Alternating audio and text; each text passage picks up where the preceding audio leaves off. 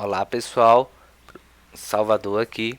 Vamos então para a nossa aula de plexo lombosacro e região glútea. Bem, então vamos começando sobre a região glútea. A região glútea, ela trata-se de uma área de transição do ponto de vista anatômico. É uma porção de transição entre tronco e membro inferior. Agora, do ponto de vista funcional, a região glútea ela vai estar intimamente ligada aos membros inferiores e assim a contração dos músculos da região glútea eles auxiliam bastante na estabilização dos membros inferiores e na própria movimentação do membro, certo?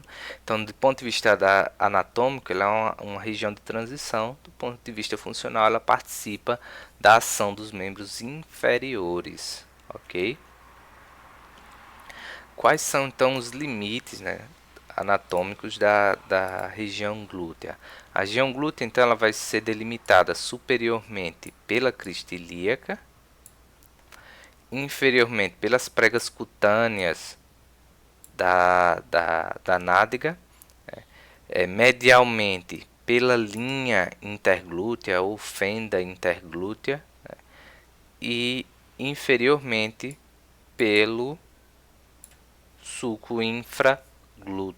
Então, superiormente pelas cristas ilíacas, inferiormente pelas pregas cutâneas das nádegas, ainda inferiormente também pelo sulco infraglúteo, e medialmente pela linha interglútea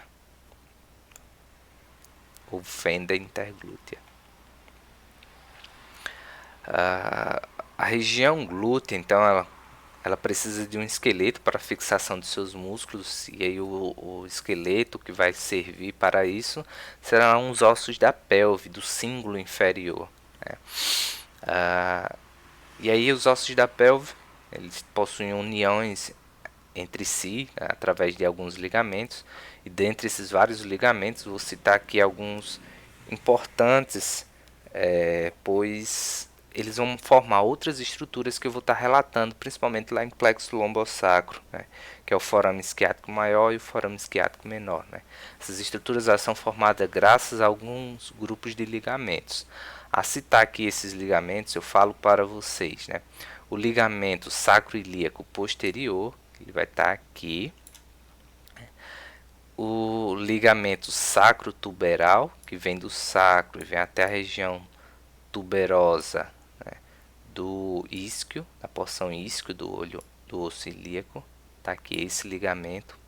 E tem um outro que está abaixo do ligamento sacrotuberal, né, que é o ligamento cruzando aqui, ó, ele tá cruzando essa região, que é o ligamento sacroespinhal, ok? Então esses três ligamentos aí, eles são importantes, pois o ligamento sacroilíaco posterior junto com o ligamento sacrotuberal e, lógico, a porção óssea do osso ilíaco, essas estruturas elas vão formar uma abertura, certo?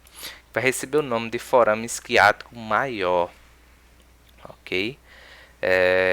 Nesse forame isquiático maior ele vai passar estruturas do plexo estruturas nervosas, né, do plexo lombosacro, em especial o nervo ciático, né, o nervo isquiático, ele vai estar passando por aí, por essas estruturas, ele vai estar saindo, emergindo deste forame.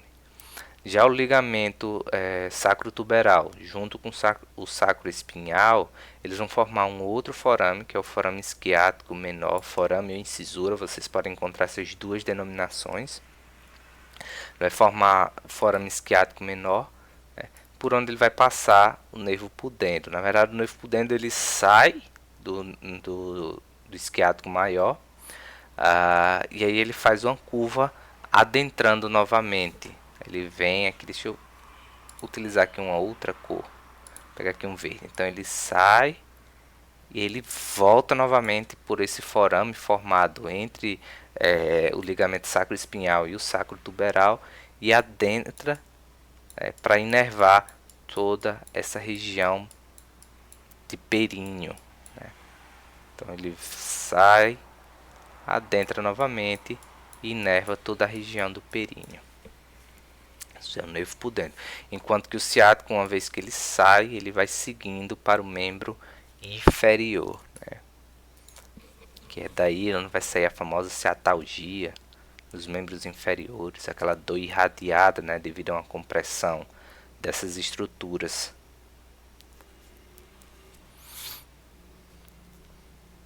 Tem até um músculo, né, que nós veremos que é o músculo piriforme, que também fica aqui. Quando está algum processo inflamatório nele, ele acaba comprimindo também essa estrutura, né, e aí causa a famosa síndrome do piriforme. Tudo isso nós vamos discutir. E aí, quais os músculos que fazem parte da região glútea, né? Nós temos esses músculos, eles vão ser divididos em duas camadas, né? Uma camada de músculos superficiais e uma camada de músculos profundos. Participando da camada superficial, nós temos os músculos glúteos, máximo, médio e mínimo, e o músculo tensor da fáscia lata. Eles participam da camada superficial. Enquanto da camada profunda nós temos o piriforme, que eu falei agora para vocês, os gêmeos superiores e inferiores, os obturadores internos e externos e o quadrado femoral, que fazem parte dessa camada profunda dos músculos da região glútea. Ok? A região superficial, a camada superficial, eles têm suas fixações proximais, ou seja, suas origens, né, na face posterolateral do ilíaco, né, ali próximo às asas, né, que aí como é os músculos, se vocês lembrarem lá da aula anterior de introdução, lembra das linhas glúteas anterior, inferior e posterior, né, então ficavam nas faces laterais, então vai ser ali onde nós vamos ter as inserções proximais desses músculos. A ação deles é principalmente, né, a de extensão do quadril, abdução e rotação medial da coxa. Já os músculos da camada profunda, eles têm a fixação distal deles é o trocânter, na grande maioria, né, ou a linha intertrocantérica, aquela região ali dos trocânteres maior e menor do fêmur, né? E a função dele é de fazer a rotação lateral e estabilizar o quadril na marcha, no movimento do membro inferior, né? Uma vez que eles mantêm fixa o fêmur na fossa do acetábulo.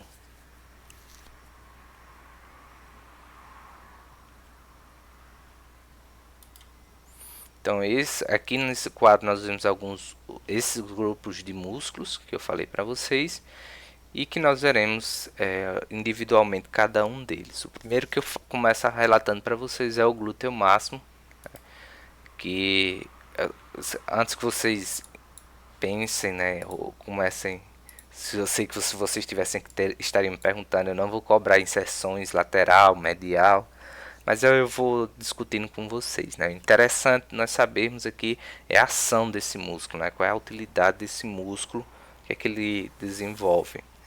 Mas se você lembrar da anatomia dele, você acaba fazendo algumas correlações de sua origem e sua inserção. Então vamos lá. O glúteo máximo ele vai ter suas origens, né? Suas inserções proximais na crista ilíaca, né? Principalmente ali na linha glútea posterior, ok? E sua inserção lateral, ou seja, distal, ela tem uma tuberosidade que recebe o seu nome, que é a tuberosidade glútea. Então, sua origem, sua inserção medial é na crista ilíaca e na linha glútea posterior, e sua inserção distal, né, vai ser na tuberosidade glútea do fêmur. Ela vai ser inervada pelo nervo glúteo inferior, que é um dos nervos do plexo lombosacro, que nós vamos estar discutindo já já, e tem a ação de fazer a extensão do quadril, né, e rotação lateral do mesmo. Vamos ver esse trabalho, né? Então, o processo de extensão é essa descida, né? Então, quando ele faz essa descida é que nós temos a extensão do quadril. O inverso é a flexão do quadril. Então percebam aqui a ação do músculo glúteo máximo, que tem origem na linha, na asa do ilíaco, essa porção mais posterior, e na linha posterior, na linha glútea posterior, e sua inserção distal na tuberosidade glútea do osso fêmur. Ok? Seu trabalho, o trabalho desse músculo também faz uma leve rotação lateral, que é esse giro para fora da coxa. Então, a contração ela faz com que a coxa ela gire lateralmente. Ok? Ó, mais uma vez está girando lateralmente. Também é a ação, essa rotação lateral também é a ação do glúteo máximo. Ok? Sempre que o músculo está verdinho, que tem um link, né, para vocês assistirem, sempre que o músculo está verde, é quando ele está em trabalho, está em ação, ok? Para vocês não se confundirem. Já o glúteo médio. O glúteo médio ele também tem origem na face externa do osso ilíaco. Ele pega porções da linha glútea posterior, né, dividindo também essa linha com o glúteo máximo, né, e um pouco também da linha glútea anterior. E aí a sua inserção distal ela vai ser no trocânter maior do osso fêmur. Diferentemente do glúteo máximo, a inervação do glúteo mínimo ela se dará pelo nervo glúteo superior, enquanto o glúteo máximo é pelo nervo glúteo inferior. O glúteo médio e mínimo ele vai ser inervado por este nervo, nervo glúteo superior. E a sua ação ela está de abdução e rotação medial da coxa. Então, a abdução, que é a abertura do membro, a separação da linha mediana, né? O distanciamento do membro da linha mediana dá-se o nome de abdução do membro. Né? Então, esse processo de abdução ele tem participação efetiva do músculo glúteo médio, certo? Além dele fazer uma leve rotação medial, ou seja, uma rotação para dentro da coxa. Então, glúteo médio, abdução e rotação medial. O glúteo mínimo, por sua vez, é o mais interno dentre os três glúteos. Ele tem sua origem também na face externa, na asa do ilíaco, pegando agora a linha anterior e inferior, a linha glútea anterior e inferior, e tem sua inserção também no trocânter maior, ok? E sua inervação ela também vai se dar pelo nervo glúteo superior, assim como o seu vizinho, o glúteo médio, que é inervado pelo mesmo. Sua ação está também em abdução e rotação medial da coxa. São suas principais ações. E algumas fibras, né, auxiliam no processo de flexão do quadril. Veremos agora um pouco sobre o glúteo mínimo. Então vocês têm esse vídeo aqui que vocês podem acessar por esse link, né? Que existem várias estruturas anatômicas nesse canal. Então vejam o glúteo mínimo, foi mostrada ali a sua origem, inserção, não é isso? Agora ele vai dar origem à inserção do glúteo médio, também a asa do ilíaco, linhas glúteas anterior e posterior. Anterior e posterior não, é superior e posterior.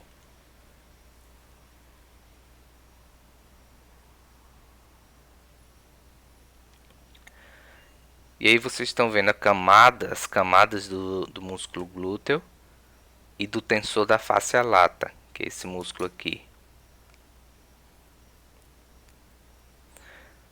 Então, as ações do glúteo mínimo As suas fibras anteriores auxiliam no processo de flexão do quadril.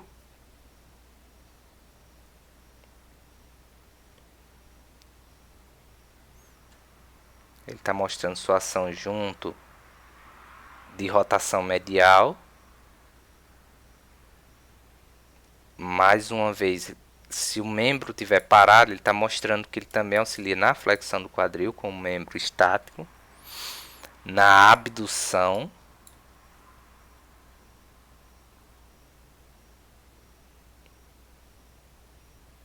Ele participa no processo de abdução. E se o membro estiver estático, de rotação lateral do tronco. Mostrando o processo de abdução.